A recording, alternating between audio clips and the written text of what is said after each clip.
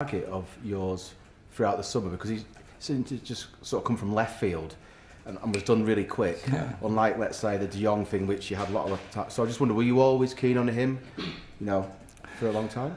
We have a list, we have options, and he was always on, but we didn't know that he get available, and so in the moment we get that signals, we get proactive and we get it done, and we are really happy with that, of course. May I just ask, how will you, if you want him to play well for your team, what would you like to see from him, Casemiro, as a player?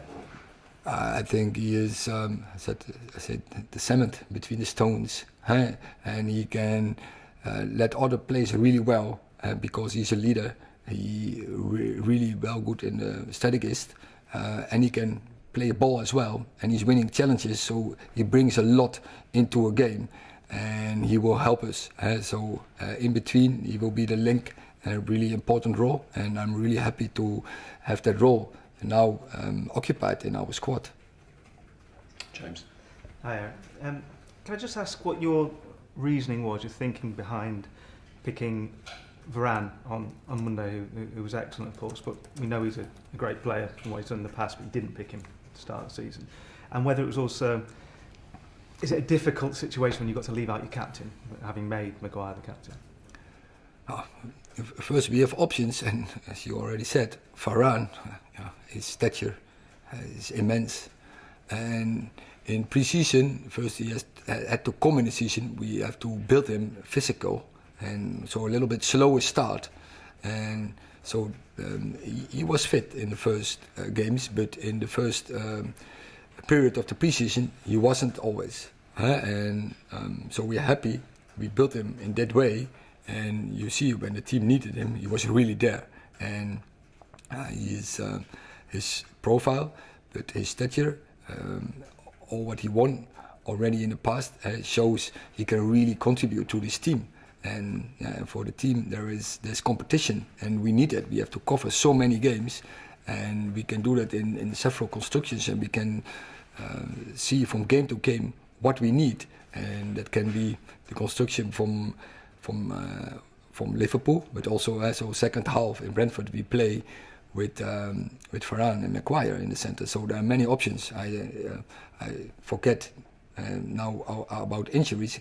Victor Lindelof did really well in pre-season, so I'm happy he will be back Sunday in the squad. So we have another option. So also in the internal we have a competition, and that's good. And I think top teams need it. It is, though. It's an awkward situation when the captain isn't playing, because you would expect the captain to play most games. So that is obviously going to be a topic of debate, and presumably a very difficult decision for you. Yeah, but what I say, that doesn't mean that when you are captain that you are established to play always, and especially not when you also have Varane in your squad.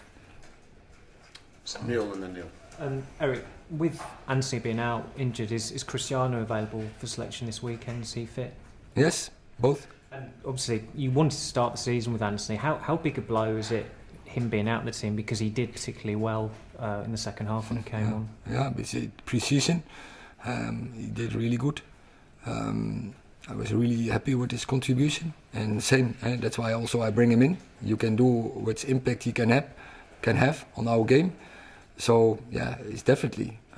But still, we have other players also who can play in that role and will do well. So I never talk about players who are not available. We have to do it with the players who are there. And obviously, Marcus started as a centre forward, but then you moved him to the left wing, and he scored in the second half. Do you see him as more as a winger or a striker, or do you just see him as someone who can play every role across the front three? I think he can play every role, as you saw last Monday. But it was really good, I think, to make that sub with Martial and then Ressi to the left, because we know his inside runs is really dangerous, and you saw it with the second goal. Neil. Eric, Ralph Rangnick always said how impressed he was with Marcus in training, and he said he wished he could just transfer that onto the pitch. Do you feel you're going to be able to do that, and was Monday a sign that could come, that the full Marcus shows in training? That Marcus, that you can get it on the pitch. I was convinced about that. From first moment in pre-season, he impressed me. I knew already before he was a magnificent talent and player. But he showed in every training session. He's really positive. It's good energy. Pre-season was good, and I hope he will continue like this and be positive. And he will always, with his movements, he will create chances. The team will create him chances, and he has to believe that the team, and he will do that. And then it's about get the right finish. And you can see that belief in him again, maybe. I'm convinced from that he can stick in that belief. Yes. And just one other thing, just on the captaincy. If for example, Bruno, who is going to play most games, and he has the armband, does a point come where you have to say he is now the captain because he is playing most games? I'm looking not so far. We only one game, and we have a leader group, and Harry, quite clear. Bruno is one of them, and what I think Bruno did quite well in his role as captain. He was really the captain by example, and he did. He brings so much energy to the team in and out of possession. So I was really happy with his role and his performance. Yeah. We've got a tight schedule with travel, so just limit to one question each, please, to get a short few more in. James. Eric, just following on from Neil on Rashford and also Sancho, throughout your coaching career you've got a reputation of improving and developing talent. Are you quite excited by the challenge ahead of trying to turn Marcus and Jadon into the players that everyone thinks they can become? Because obviously it's not just on, obviously there's a huge onus on them, but do you feel you can have a big impact on their development? I will give my 100% for that, and we have to work hard. I have to work hard with my players. I'm confident they can do it, and now they have to get that belief as well.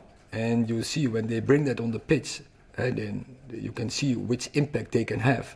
And I was really happy that just they scored the 2 goals, because I hope that will give them the push and that they can do the hard work.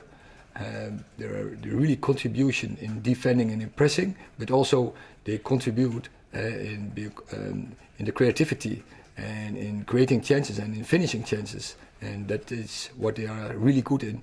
So it's about when they believe that, they will do it. Mark. Eric, you said basically all summer that midfield was an area that you were desperate to strengthen. Now you've got Casemiro, you've got Christian Eriksen playing in there as well. Is that enough in your mind now, and is that the balance that you've been looking for there? Oh, look, we have many options there now. Well, with Fred, with Scott.